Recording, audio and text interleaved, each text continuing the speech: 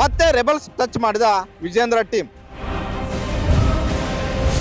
ಲಿಂಬಾವಳಿ ಪಾಲಿಗೆ ರಾಹುಲ್ ಗಾಂಧಿ ದೇವರಾಗಿ ಬಿಟ್ಟ. ಕಳೆದ 1.5 ವರ್ಷದಿಂದ ರಾಜ್ಯಾಧ್ಯಕ್ಷರಾಗಿ ಕೆಲಸ ಮಾಡ್ತಿರುವಂತಹ ವಿಜೇಂದ್ರ ಅವರನ್ನ ಮುಂದುವರಿಸೋದಕ್ಕೆ ಬಿಜೆಪಿಯ ಹೈಕಮಾಂಡ್ ಸರಿಯಾಗಿ ಮನಸ್ಸು ಮಾಡ್ತಿಲ್ಲ. ಕಾರಣ ಏನು ಅಂತ ಹೇಳಿದ್ರೆ, ವಿಜೇಂದ್ರ ಹಿರಿಯರನ್ನ ಪರಿಗಣಿಸೋದಿಲ್ಲ, ತನ್ನದೇ ಆದಂತಹ ಒಂದು ರೀತಿಯಲ್ಲಿ ಮುಂದೆ ಹೋಗ್ತಾನೆ, ನಾವ್ಯಾರು ಆತನಿಗೆ ಬೇಕಾಗಿಲ್ಲ ಅನ್ನುವಂಥ ಒಂದು ದೂರುಗಳು ಬಿಜೆಪಿಯ ಹೈಕಮಾಂಡ್ ಮುಂದೆ ಒಂದು ಕಡೆ ರೆಬಲ್ಸ್, ಮತ್ತೊಂದು ಕಡೆ ತಟಸ್ಥರು ಕೊಟ್ಟು ಬಂದಿದ್ದಾರೆ. ಹೇಳಿ ಕೇಳಿ ರೆಬಲ್ಸ್ ಅಲ್ಲಿ ಗುರುತಿಸಿಕೊಂಡಿರುವಂತಹ ಲಿಂಬಾವಳಿ ಆಗಿರ್ಬೋದು, ರಮೇಶ್ ಜಾರಕಿಹೊಳಿ ಅವರಾಗಿರ್ಬೋದು, ಪ್ರತಾಪ್ ಸಿಂಹ ಅವರಾಗಿರ್ಬೋದು, ಹಲವು ನಾಯಕರುಗಳು ವಿಜೇಂದ್ರ ಅವರ ವಿರುದ್ಧ ಒಂದಲ್ಲ ಒಂದು ಹೇಳಿಕೆಗಳನ್ನ ಕೊಡ್ತಲೇ ಇದ್ದಾರೆ. ಪದೇ ಪದೇ ದೆಹಲಿಗೆ ಹೋಗಿ ಬಿಜೆಪಿ ಹೈಕಮಾಂಡ್ಗೆ ತಮ್ಮ ಮನವಿಯನ್ನ ಮಾಡ್ತಾ ಇದ್ದಾರೆ. ಅದೇ ರೀತಿ ಬಹಿರಂಗವಾಗಿ ಹೇಳಿಕೆ ಕೊಡದಂತಹ ತಟಸ್ಥರು ವಿಜೇಂದ್ರ ಅವರನ್ನ ಒಪ್ಪೋದಕ್ಕೆ ಸಿದ್ಧರಿಲ್ಲ. ಅದೇನೋ ಅವಕಾಶ ನಮಗೆ ಕೊಡಿ, ನಾವು ಪಕ್ಷವನ್ನು ಕಟ್ತೀವಿ, 2028ರ ವಿಧಾನಸಭಾ ಚುನಾವಣೆಗೆ ನಾವೇ ಪಕ್ಷವನ್ನು ಕಟ್ಟಿ ಪಕ್ಷವನ್ನು ಅಧಿಕಾರಕ್ಕೆ ತರ್ತೀವಿ, ನಮ್ಮನ್ನು ನಂಬಿ ಅನ್ನುವಂಥ ಒಂದು ರೀತಿಯಲ್ಲಿ ಸೋಮಣ್ಣ, ಬಸವರಾಜ ಬೊಮ್ಮಾಯಿ, ಆರ್ ಅಶೋಕ್, ಅಶ್ವಥ್ ನಾರಾಯಣ, ಸುನಿಲ್ ಕುಮಾರ್ ಸೇರಿದಂತೆ ಹಲವು ನಾಯಕರುಗಳು ಈ ರೀತಿಯಾದಂಥ ಒಂದು ಸರ್ಕಸ್ ಅನ್ನ ಮಾಡ್ತಾ ಇದ್ದಾರೆ. ಸದ್ಯಕ್ಕೆ ಬಿಜೆಪಿಯ ರಾಜಕೀಯ ವಾತಾವರಣ ನೋಡ್ತಾ ಇದ್ರೆ ವಿಜೇಂದ್ರ ಅವ್ರಿಗೆ ಅಷ್ಟು ಸೇಫ್ ಆಗಿ ಇದ್ದಂತೆ ಕಾಣಿಸ್ತಾ ಇಲ್ಲ. ವಿಜೇಂದ್ರ ಯುವ ನಾಯಕ ಇರ್ಬೋದು, ಅದೇ ರೀತಿ ಹಣಬಲ, ತೋಳ್ಬಲ, ಬೇರೆ ಬೇರೆ ಬಲಗಳು ಇರಬಹುದು. ಅದೆಲ್ಲದಕ್ಕಿಂತಲೂ ಮಿಗಿಲಾಗಿ ಯಡಿಯೂರಪ್ಪ ಅವರ ಪುತ್ರನಾಗಿರ್ಬೋದು. ಆದರೆ ಈ ಬಾರಿ ರೆಬಲ್ಸ್ ಮತ್ತೆ ತಟಸ್ಥರು ಕೊಡ್ತಾ ಇರುವಂಥ ಒಂದು ಕಾಟ ವಿಜೇಂದ್ರ ಅವರಕ್ಕೆ ತಡೆಯೋದಕ್ಕೆ ಆಗ್ತಾ ಇಲ್ಲ. ವಿಜೇಂದ್ರ ಅವರನ್ನ ಅಷ್ಟು ಸುಲಭವಾಗಿ ಬಿಜೆಪಿಯ ಹೈಕಮಾಂಡ್ ರಾಜ್ಯಾಧ್ಯಕ್ಷ ಅಂತ ಘೋಷಣೆ ಮಾಡೋದಕ್ಕೆ ಮುಂದಾಗ್ತಿಲ್ಲ. ಹೀಗಾಗಿ ಎಲ್ಲ ಲೆಕ್ಕಾಚಾರಗಳನ್ನ ಬಿಜೆಪಿಯ ಹೈಕಮಾಂಡ್ ಮಾಡ್ತಾ ಇದೆ. ಈ ಹಿನ್ನೆಲೆಯಲ್ಲೇ ಅಡಕ್ ಅಧ್ಯಕ್ಷರನ್ನಾಗಿ ನೋಡ್ಕೊಂಡೋಗಿ ಮುಂದಿನ ದಿನಗಳಲ್ಲಿ ನೋಡೋಣ ಅನ್ನುವಂಥದ್ದನ್ನ ವಿಜೇಂದ್ರ ಪದೇ ಪದೇ ಹೋದಾಗಲೂ ಕೂಡ ಅಮಿತ್ ಶಾ ಮತ್ತೆ ನಡ್ಡಾ ಹಲವು ನಾಯಕರುಗಳನ್ನ ಮತ್ತೆ ಟಚ್ ಮಾಡುವಂತ ಒಂದು ಕೆಲಸ ವಿಜೇಂದ್ರ ಅವರ ಟೀಮ್ ಮಾಡಿದೆ. ಅದರಲ್ಲೂ ದಾವಣಗೆರೆ ಮಾಜಿ ಸಂಸದರಾದಂತಹ ಸಿದ್ದೇಶ್ವರ್ ಅವರನ್ನ ಸಂಪರ್ಕ ಮಾಡೋದಕ್ಕೆ ಸ್ವಾಮೀಜಿಗಳನ್ನೇ ಮುಂದೆ ಬಿಟ್ಟಿದ್ರಂತೆ. ಸ್ವಾಮೀಜಿಗಳ ಮಾತುಕತೆನೂ ಕೂಡ ಮಾಡಿದ್ದಾರೆ. ಆದರೆ ಸಿದ್ದೇಶ್ವರ್ ಅವ್ರಿಗೆ ಯಡಿಯೂರಪ್ಪ ಮತ್ತೆ ವಿಜೇಂದ್ರ ಅವರು ನಡ್ಕೊಂಡಂತಹ ರೀತಿ ಇಷ್ಟವಾಗ್ತಿಲ್ವಂತೆ. ಕಾರಣ ಏನು ಅಂತ ಹೇಳಿದ್ರೆ, 2024ರ ಲೋಕಸಭಾ ಚುನಾವಣೆಯಲ್ಲಿ ನನಗೆ ಟಿಕೆಟ್ ಕೊಡಿಸ್ಬೇಕಾಗಿತ್ತು, ಆದರೆ ರೇಣುಕಾಚಾರ್ಯ ಅವರ ಮಾತು ಕಟ್ಕೊಂಡು ನನಗೆ ಟಿಕೆಟ್ ತಪ್ಪಿಸಿದ್ರು. ಯಡಿಯೂರಪ್ಪ ಅವತ್ತು ನನ್ನ ಪರವಾಗಿ ನಿಂತ್ಕೊಳ್ಳಿಲ್ಲ. ಶಿವಮೊಗ್ಗದಲ್ಲಿ ಮಗನಿಗೆ ಟಿಕೆಟ್ ಕೊಡಿಸಿದ್ರು, ಇಲ್ಲಿ ನನಗೆ ಟಿಕೆಟ್ ಕೊಡಿಸಲಿಲ್ಲ. ರೇಣುಕಾಚಾರ್ಯರನ್ನ ಎತ್ತು ಕಟ್ಟಿದ್ದೆ ವಿಜೇಂದ್ರ ಮತ್ತೆ ಯಡಿಯೂರಪ್ಪ. ಹೀಗಾಗಿ ನನಗೆ ರಾಷ್ಟ್ರ ಮಟ್ಟದಲ್ಲಿ ಹಿನ್ನಡೆ ಆಯಿತು. ಇದನ್ನ ನಾನು ಮರೆಯೋದಕ್ಕೆ ಸಾಧ್ಯವಿಲ್ಲ.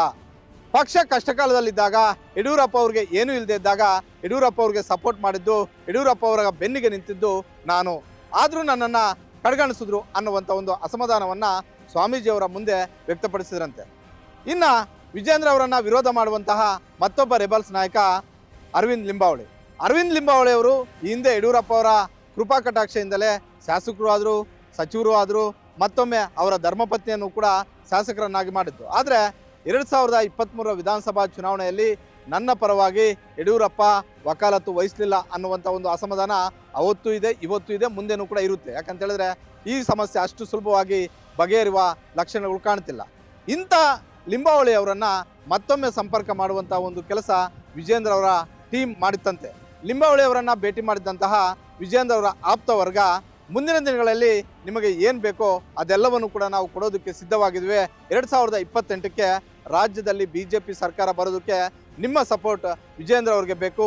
ಹೀಗಾಗಿ ಎಲ್ಲ ಮನಸ್ತಾಪಗಳನ್ನು ಬದಿಗೊತ್ತಿ ಯಡಿಯೂರಪ್ಪ ಅವರ ಜೊತೆ ನೀವು ಕೂಡ ಬಂದು ವಿಜೇಂದ್ರ ಅವ್ರಿಗೆ ಸಲಹೆಗಳನ್ನು ಕೊಡಿ, ವಿಜೇಂದ್ರ ಅವರ ಅಣ್ಣನಂತೆ ನೀವಿರಿ ಅನ್ನುವಂಥ ಒಂದು ಮಾತನ್ನು ಹೇಳಿದ್ರಂತೆ.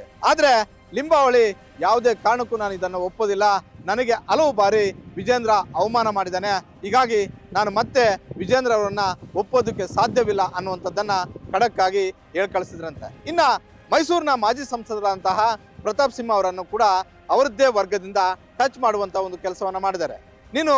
ನಾನು ಮೈಸೂರಿಗೆ ಬಂದಾಗ ನನ್ನ ಜೊತೆ ಇರ್ತೀಯಾ, ಬೇರೆ ಸಮಯದಲ್ಲಿ ರೆಬಲ್ ಜೊತೆ ಗುರುತಿಸ್ಕೊಂತೀಯಾ, ರೆಬಲ್ ಜೊತೆ ಹೋದರೆ ನಿನಗೇನೂ ಸಿಗೋದಿಲ್ಲ. 2028ಕ್ಕೆ ನಾವೆಲ್ಲ ಯುವಕರು ಒಂದಾದರೆ ನಾವು ರಾಜ್ಯದಲ್ಲಿ ಸರ್ಕಾರವನ್ನು ತರಬಹುದು, ಹೀಗಾಗಿ ನೀನು ರೆಬಲ್ ಸಹವಾಸ ಬಿಟ್ಟು ನಮ್ಮ ಜೊತೆ ಕೈ ಜೋಡಿಸು ಅನ್ನುವಂಥ ಒಂದು ಸಂದೇಶವನ್ನು ಕಳಿಸಿದ್ರಂತೆ. ಇದಕ್ಕೂ ಕೂಡ ಪ್ರತಾಪ್ ಸಿಂಹ ಒಪ್ಕೊಂಡಿಲ್ಲ ಅನ್ನುವಂಥ ಒಂದು ಮಾಹಿತಿ ಗ್ಯಾರಂಟಿ ನ್ಯೂಸ್ಗೆ ಸಿಕ್ಕಿದೆ. ಇದೆಲ್ಲವನ್ನು ಬಿಡಿ, ಬೆಳಗಾವಿಯ ಸಾಹುಕಾರ ರಮೇಶ್ ಜಾರಕಿಹೊಳಿ ಅವರನ್ನು ಸಂಪರ್ಕ ಮಾಡೋದಕ್ಕೂ ಕೂಡ ವಿಜೇಂದ್ರ ಅವರ ಟೀಮ್ ಮುಂದಾಗಿದೆ, ಮಾತುಕತೆಗೂ ಕೂಡ ಪ್ರಯತ್ನ ಮಾಡಿದೆ. ಆದರೆ ರಮೇಶ್ ಜಾರಕಿಹೊಳಿ ಅಷ್ಟು ಸುಲಭವಾಗಿ ಇವರಿಗೆ ಸಮಯ ಕೊಟ್ಟಿಲ್ಲ.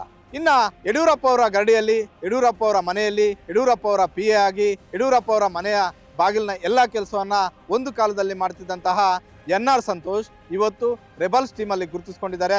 ಅವರನ್ನೂ ಕೂಡ ಸಂಪರ್ಕ ಮಾಡಿದ್ದಾರೆ. ಅವರು ಹೇಳಿ ಕೇಳಿ ಯಡಿಯೂರಪ್ಪ ಅವ್ರಿಗೆ ದೂರದ ಸಂಬಂಧಿ. ವಿಜೇಂದ್ರ ತಮ್ಮ ಸಂಬಂಧಿಕರ ಮೂಲಕವೇ NR ಸಂತೋಷ್ನ ಸಂಪರ್ಕ ಮಾಡಿದ್ದಾರೆ. NR ಸಂತೋಷ್ನ ನೇರವಾಗಿ ವಿಜೇಂದ್ರ ಮಾತಾಡಿಲ್ಲ. ವಿಜೇಂದ್ರ ಅವರ ತಂಡದಿಂದ ಒಬ್ರು ಹೋಗಿ ಅವರ ಸಂಬಂಧಿಕರಿಗೆ ಹೇಳಿ ಕಳಿಸಿದ್ದಾರೆ. NR ಸಂತೋಷ್ ರೆಬಲ್ಸ್ ಟೀಮನ್ನು ಬಿಟ್ಟು ದೂರ ಇರಲಿ ಸ್ವಲ್ಪ ದಿನ, ತದಬಳಿಕ ನಾವೇ ಪಕ್ಷಕ್ಕೆ ಸೇರ್ಪಡೆ ಮಾಡ್ಕೊಳ್ತೀವಿ, ಅಷ್ಟರವರೆಗೂ ಅವನು ಸೈಲೆಂಟ್ ಆಗಿರಲಿ ಅನ್ನುವಂಥ ಒಂದು ಸಂದೇಶವನ್ನು ಕೊಟ್ಟು ಕಳಿಸಿದ್ರಂತೆ. ಆದರೆ ಅದಕ್ಕೆ NR ಸಂತೋಷ್ ಕೂಡ ಒಪ್ಕೊಂಡಿಲ್ಲ ಅನ್ನುವಂಥ ಒಂದಕ್ಕೆ BJP ಹೈಕಮಾಂಡ್ ಹಿಂದೆ ಮುಂದೆ ನೋಡೋದಿಲ್ಲ ಅನ್ನುವಂಥ ಒಂದು ಲೆಕ್ಕಾಚಾರ ವಿಜೇಂದ್ರ ಅವ್ರದ್ದು. ಹೀಗಾಗಿ ಭಾಳಷ್ಟು ಅಸಮಾಧಾನ, ಭಾಳಷ್ಟು ಅಸಹನೆ ಇದ್ದರೂ ಕೂಡ ರೆಬಲ್ಸ್ ಟೀಮನ್ನು ಮತ್ತೊಮ್ಮೆ ತಮ್ಮ ಟೀಮ್ ಜೊತೆ ಸಂಪರ್ಕ ಮಾಡಿಸುವಂಥ ಒಂದು ಪ್ರಯತ್ನ ವಿಜೇಂದ್ರ ಅವರು ಮಾಡಿದ್ದಾರೆ. ತಮ್ಮ ಟೀಮ್ನ ಕಳಿಸ್ಕೊಟ್ಟು ಅವರೆಲ್ಲರನ್ನೂ ಕೂಡ ಒಮ್ಮೆ ಮಾತನಾಡಿಸ್ಕೊಂಡು ಬನ್ನಿ ಅನ್ನುವಂಥ ಒಂದು ಸಲಹೆಯನ್ನು ಕೊಟ್ಟಿದ್ರಂತೆ. ಆ ಸಲಹೆಯ ಅನುಸಾರ ಹಲವು ನಾಯಕರನ್ನ ಭೇಟಿ ಮಾಡಿದ್ದಾರೆ ಆ ಟೀಮ್.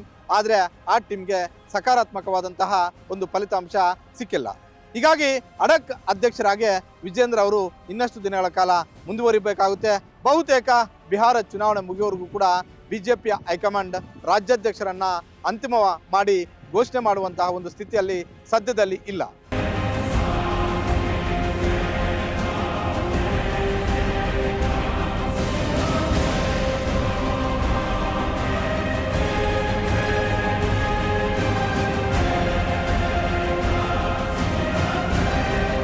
ಇನ್ನು ರಾಜ್ಯ BJPಯಲ್ಲಿ ಈ ಪರಿಸ್ಥಿತಿ ಇದ್ರೆ ಪ್ರಾದೇಶಿಕ ಪಕ್ಷವಾದಂತಹ JDS ಅಲ್ಲಿ ಏನು ನಡೀತಾ ಇದೆ?